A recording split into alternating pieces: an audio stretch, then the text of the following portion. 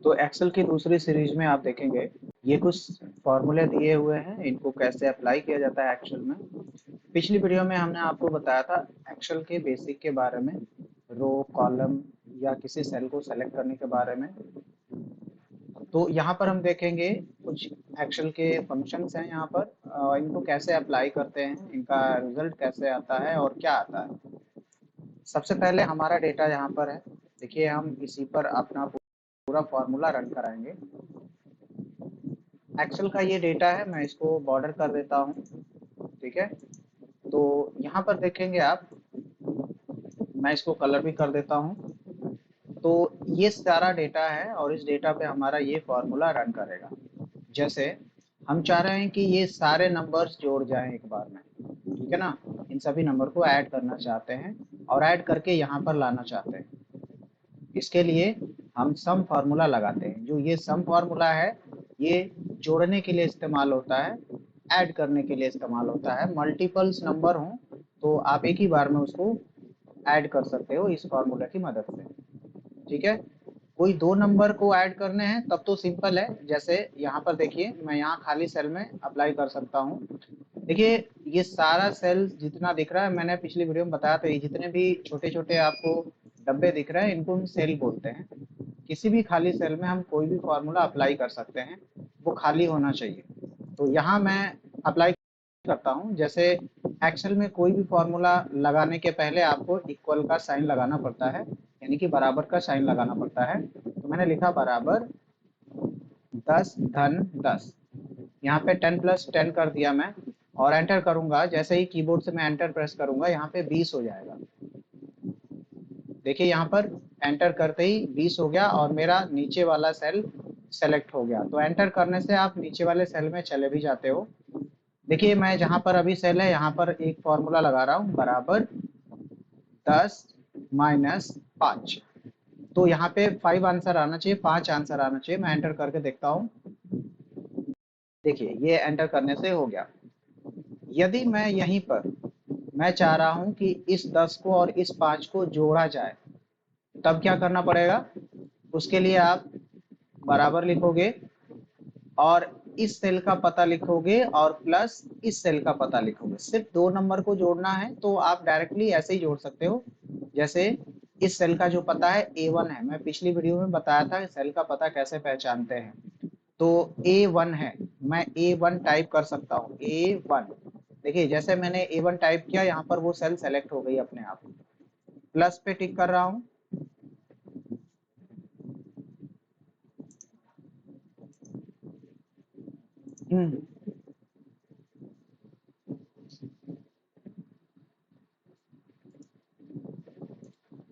Plus करने के बाद नीचे वाली सेल का पता। तो A और 2, यानी कि A कॉलम है दूसरे रो पे, तो इसलिए इसको A2 कहते हैं। हम इसको A2 टाइप भी कर सकते हैं और इस सेल में हम माउस से क्लिक भी कर सकते हैं। देखिए मैंने क्लिक किया तो यहाँ पर A2 टाइप हो गया और अब मैं एंटर कर दूंगा तो यहाँ पे 15 आएगा, 15 आएगा। तो यहाँ पर हम देख पा रहे हैं कि 10 और 5 को यहाँ पर मैंने जोड़ा तो 15 आ गया। तो इसको यहाँ देखिए, यहाँ पर 15 जैसे आया, यहाँ से फॉर्मूले बार से आप देख सकते हो कि फॉर्मूले बार में क्या लिखा हुआ है। ये जो 15 आया है वो इसकी वजह से आया है। तो किसी भी सेल में कैसा फॉर्मूला लगा है, क्या लिखा था, तो क्या आया था, इसको जानना है तो आप फॉर्मूले बार से जान सकते हो। तो यहाँ पे जोड़ा गया है, इसको फॉर्मूला बार कहते हैं एक्सेल में। तो प्रॉब्लम यहाँ पर एक आती है समझने में कि जैसे मैंने यहाँ पे तो लिखा, यहाँ पे 10 धन 10 लिखा, यहाँ पे लिखा मैं 10 ऋण 5 और शुरू में मैंने दोनों के बराबर लगाया, इसलिए ये फॉर्मूला अपना अप्लाई होकर के जो भी आंसर आना था आ गया। बट यहाँ और यहाँ के सेल में समझना है। देखिए यहाँ पे 20 आया है क्योंकि 10 और 10 डायरेक्टली यहीं पे नंबर जोड़ा गया है, तो ये 20 आया है। ये रिजल्ट किसी सेल पे डिपेंडेंट नहीं है। लेकिन ये 15 वाला जो रिजल्ट है इस सेल पे डिपेंड करता है। जैसे मैं अभी इस 5 को 1 कर दूं तो अब हमारा 10 और 1 11 आंसर यहाँ पे ऑटोमेटिक हो जाएगा। हमें सिर्फ अपना डेटा चेंज करना है, फॉर्मूला एक्सेल अपने आप अप्लाई कर लेता है। जैसे यहाँ पर मैंने 10 लिखा है, यहाँ पे 1 लिखा, अभी 1 लिखा है, मैंने एंटर नहीं किया। जब एंटर करूंगा तो ये चेंज हो जाएगा, जो 15 है ये 11 हो जाएगा। एंटर करके देखता हूँ, देखिए 11 अपने आप हो गया। मतलब ये है कि एक्सेल में आप फंक्शन का प्रयोग करके, ये सारे फंक्शन हैं, और या फिर फॉर्मूले का प्रयोग करके आप डेटा मेंटेन जब करते हो तो आपको अपना डेटा सिर्फ अपडेट करना होता है, रिजल्ट अपने आप मेंटेन हो जाता है, रिजल्ट अपने आप चेंज हो जाता है। तो यहाँ पे मैंने सेल का अप्लाई करके, यहाँ पर देखिए सेल का एड्रेस दे करके मैंने फॉर्मूला लगाया था। तो सेल में जब डेटा चेंज होगा तो आंसर अपने आप चेंज होगा। ठीक है, तो चलते हैं हम यहाँ पे सम लगा के देखते हैं। यहाँ पे 2 नंबर जोड़ना था तो मैंने डायरेक्टली लिख दिया यहाँ पे उस सेल का पता प्लस दूसरे सेल का पता, सिर्फ 2 जोड़ना था। तो अब मुझे यहाँ से लेके यहाँ तक ये मैंने सेलेक्ट करके आपको दिखाया है, ये पूरा सेलेक्ट करना है एक ही, सॉरी, पूरे को जोड़ना है एक ही बार में। तो यहाँ पे मैं लिखूंगा सबसे पहले बराबर, और फॉर्मूला जोड़ने के लिए सम का अप्लाई किया जाता है। मैंने सम लिख दिया है, लिस्ट नीचे आ रही है कि कौन सा आपको अप्लाई करना है, तो मुझे फर्स्ट वाला अप्लाई करना है जो ब्लू कलर से दिख रहा है। अब मैं सिंपल टैब बटन दबा दूंगा कीबोर्ड से, तो फॉर्मूला अपने आप यहाँ तक पहुंच जाएगा, यानी कि छोटा वाला कोष्टक लग जाएगा। इसके बाद आपको पता देना होता है कहाँ से कहाँ तक, तो A1 से लेकर के C5 तक। देखिए A1 ये वाला है और C5 ये वाला है, तो यहाँ से लेके यहाँ तक मुझे करना है। तो इसका 2 तरीका है, पहले वाले सेल को सेलेक्ट करो, कॉलन लगाओ, और लास्ट वाले सेल को सेलेक्ट करो। तो देखो A1:C5 लिख दिया और मैंने यहाँ पे कोष्टक क्लोज कर दिया। तो अब एंटर करूंगा तो देखिए यहाँ से ये पूरा जो सिलेक्शन दिख रहा है ये पूरा का पूरा डेटा एक ही बार में जोड़ देगा। एंटर करके देखते हैं। देखिए 423 ये सबको जोड़ने पे हो रहा है। आप इसको एक और तरीके से देख सकते हो, स्टेटस बार से मैं सबको सेलेक्ट कर दिया और यहाँ पर देखिए स्टेटस बार में सम 423 दिख रहा है, इसीलिए यहाँ पे 423 यहाँ भी आया हुआ है, सम का हमने फॉर्मूला अप्लाई किया। तो दूसरा तरीका, जैसे मैं बराबर लिखा फिर से और सम लिखा, यदि आप सेल को नहीं लिखना चाहते हो तो जहां से जहां तक आपको जोड़ना है सबको सेलेक्ट कर लो। देखो मैंने यहाँ पे सेलेक्ट किया बट यहाँ पे हैश नेम करके आ गया, इसका मतलब हमारे फॉर्मूले में कोई गलती हो गई है, एरर हो गई है। मैं यहाँ पे टिक करके देखता हूँ। देखिए यहाँ पे टिक किया तो मेरा यहाँ फॉर्मूले बार में दिख रहा है कि हमने छोटा कोष्टक लगाया ही नहीं था। तो हमें यहाँ से देखो, यहाँ से टिक करके लिखे चाहे यहाँ से, फॉर्मूला बार जब दोबारा एडिट करते हैं तो दोनों जगह में से कहीं भी काम कर सकते हो, यहाँ से करो चाहे यहाँ से करो। मैं यहीं से करता हूँ क्योंकि इसके पहले तो यहाँ से मैंने किया था। अब मैं यहाँ पे छोटा कोष्टक लगा दिया। अब जाके यहाँ पे पहले वाले से लेकर दबा कर माउस को नीचे तक खींचेंगे तो ये हमारा पूरा डेटा सेलेक्ट हो गया। अब मैं कोष्टक बंद कर दूंगा तो ये पूरी की पूरी जितने भी नंबर का जो रेंज है, इसमें जितने नंबर है सबको जोड़ के यहाँ पर एंटर करते ही आंसर आ जाएगा। तो मैं एंटर बटन प्रेस कर रहा हूँ, देखिए 423 आ गया। तो आप या तो इसका और कोलन लगा के लास्ट वाले का पता लिखो, चाहे माउस से भी आप सेलेक्ट कर सकते हो। एवरेज निकालते हैं हम, इतने लोग का एवरेज निकालते हैं, यानी कि इतने 5 नंबरों का एवरेज निकालते हैं। तो देखिए ये टोटल यहाँ पे 1 2 3 4 5 5 नंबर है, इनका एवरेज निकालना है। तो इसके लिए सिंपल एक फॉर्मूला है, एक्सेल में लिखना है बराबर एवरेज।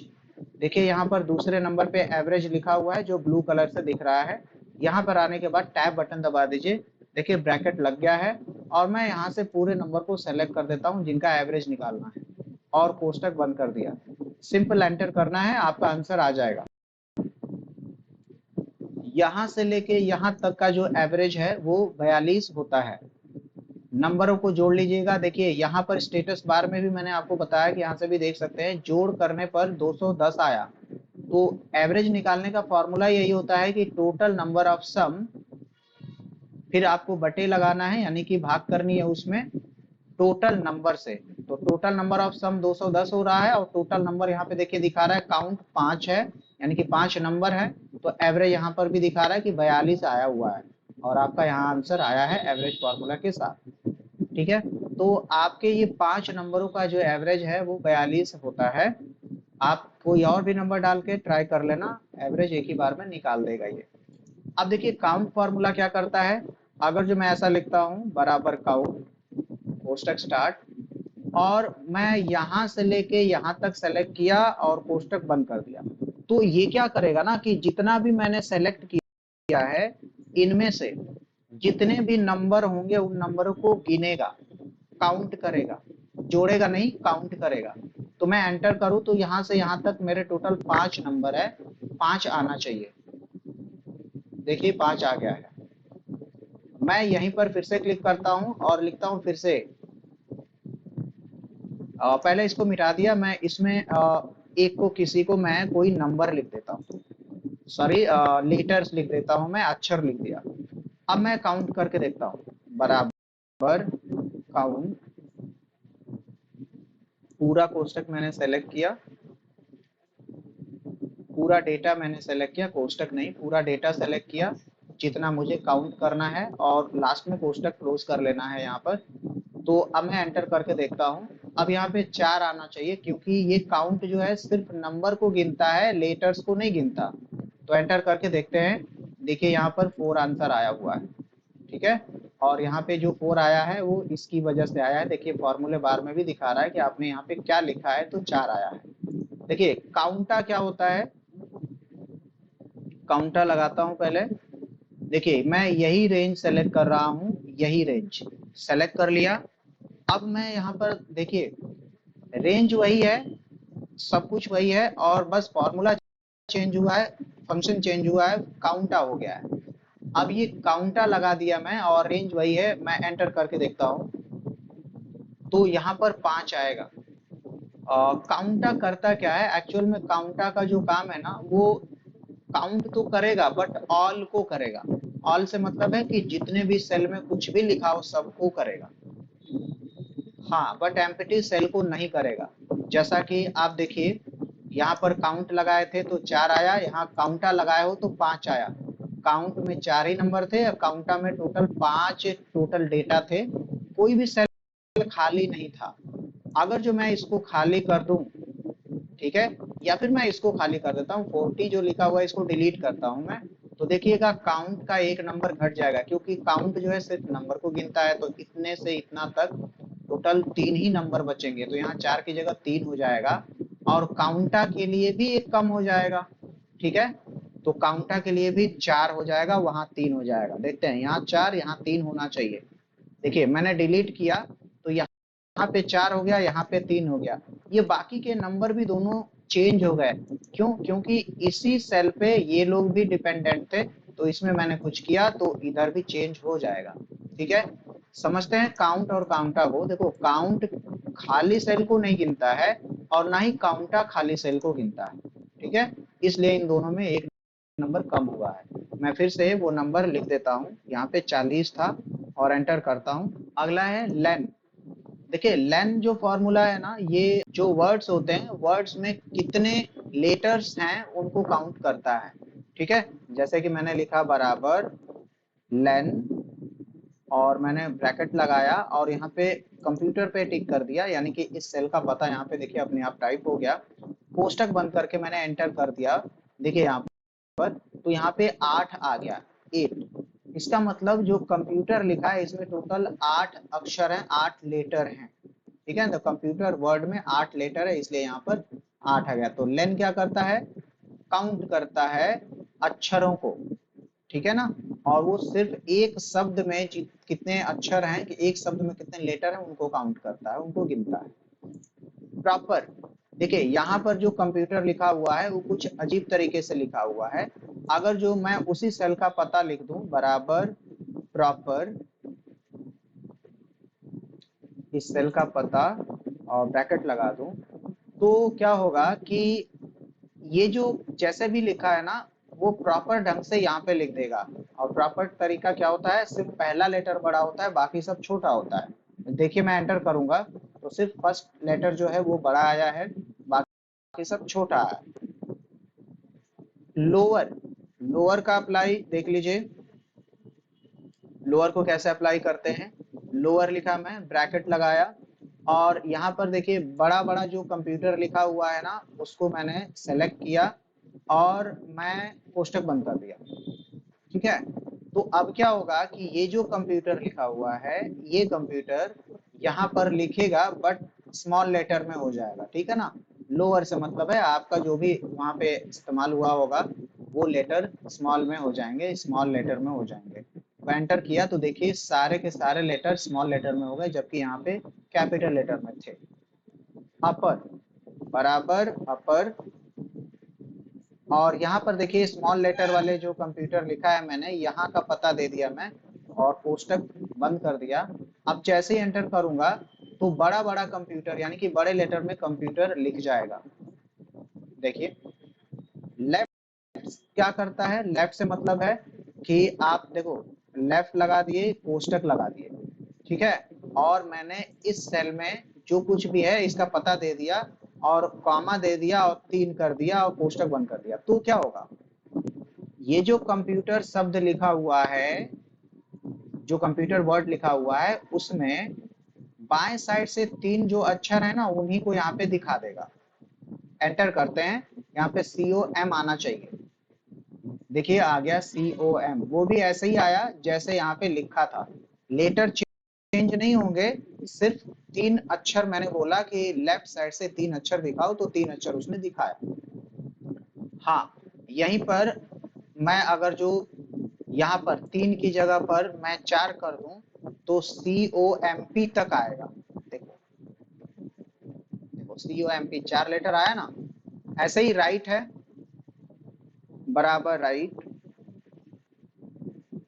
ब्रैकेट स्टार्ट करिए और उसी का पता लिख दीजिए जो पहले किया आपने, और यहाँ पर कॉमा दे करके आप 4 लिख दो और कोष्टक बंद कर दो। तो अभी क्या होगा ना कि ये भी गिनेगा ही, लेकिन राइट साइड से 4 लेटर, तो राइट साइड से 4 लेटर है UTER। देखो राइट से R एक नंबर पे, E 2 नंबर, T तीसरा और U चौथा। तो राइट साइड से R से शुरू होगा बस गिनना, लेकिन राइट किया जाएगा यहाँ पर जब आंसर करेगा तो U से शुरू करेगा, लिखेगा हमेशा लेफ्ट साइड से, गिनेगा राइट से। एंटर करते हैं, देखिए UTER आ गया, ठीक है। मिड, देखिए बराबर मैंने लिखा मिड, ब्रैकेट स्टार्ट, उसी का पता दे दिया जो अब तक दे रहा था मैं, कंप्यूटर वाला जो लिखा हुआ है A6 का पता दे दिया, कॉमा। अब मैंने कह दिया कि दूसरा से लेकर के और चौथे तक दिखाओ, कोष्टक बंद कर दो। तो देखो कंप्यूटर में जो दूसरा नंबर पे है वो O है, तो O से लेकर के 4 अक्षर तक दिखाएगा, तो OMPU आएगा। एंटर करते ही देखिए OMPU आया। SQRT, इसको स्क्वायर रूट कहते हैं। देखिए मैंने लगाया SQRT और ब्रैकेट स्टार्ट किया और मैं कोई नंबर डाल दिया, यहाँ पर डायरेक्टली नंबर डाल दे रहा हूं। अब जैसे एंटर करूंगा तो ये 16 किसका वर्गमूल है, तो 4 का है, तो यहाँ पे 4 आंसर आ जाएगा, ठीक है। पावर बराबर मैंने लिखा पावर, ब्रैकेट स्टार्ट, और मैंने कर दिया इनमें से कोई अप्लाई नहीं करता हूं, मैं यहाँ पे कर देता हूं 2,3 और यहाँ पे कोष्टक लगा दिया मैं। तो क्या होगा, पावर क्या करता है ना, जो पहला नंबर आपने लिखा है वो पहले नंबर में दूसरे नंबर का पावर कर देगा, ठीक है। तो 2 पे पावर 3 हो जाएगा जब, तो 8 आंसर आएगा। एंटर किया तो देखिए 8 आंसर आया। ट्रिम, ट्रिम क्या करता है, जैसे कि आपने लिखा ट्रिम, ब्रैकेट स्टार्ट किया, अब मैं डबल कोट लगा करके लिख रहा हूं कंप्यूटर, और यहाँ पर 1 2 3 4 5 5 6 बार मैंने स्पेस दे दिया और लिख दिया कोर्स और कोष्टक बंद कर दिया। तो देखिए कंप्यूटर कोर्स लिखा बट यहाँ पे एक स्पेस देना था मेरे को, मैं 4-5 बार स्पेस दे दिया। तो जैसे ही एंटर करूंगा तो क्या करेगा ना कि इसको सिस्टमैटिक तरीके से लिख देगा, यानी कि कंप्यूटर एक स्पेस और कोर्स कर देगा। जैसे मैंने इतना दिया इतना स्पेस नहीं रखेगा, यानी कि अनवांटेड स्पेसेस को रिमूव करता है ट्रिम। एंटर करता हूं, देखिए यहाँ पे कंप्यूटर कोर्स आ गया, ठीक है। थोड़ा सा समझते हैं इसको प्रॉपर को। देखिए प्रॉपर में मैंने यहाँ पर A8 लिखा हुआ है, ठीक है। हम चाहें तो डायरेक्टली यहाँ पर इसको अप्लाई कर सकते हैं, बराबर प्रॉपर कोष्टक स्टार्ट, और जिस पे अप्लाई करना है उसको डबल कोट में डायरेक्ट लिखेंगे। जैसे हमने लिखा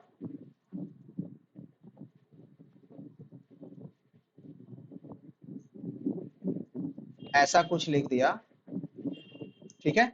तो देखो प्रॉपर करता क्या है कि जो भी डेटा आप जिसका भी पता दोगे, पहले पता दे रहे थे तो उस पता को ठीक किया, इसको किया।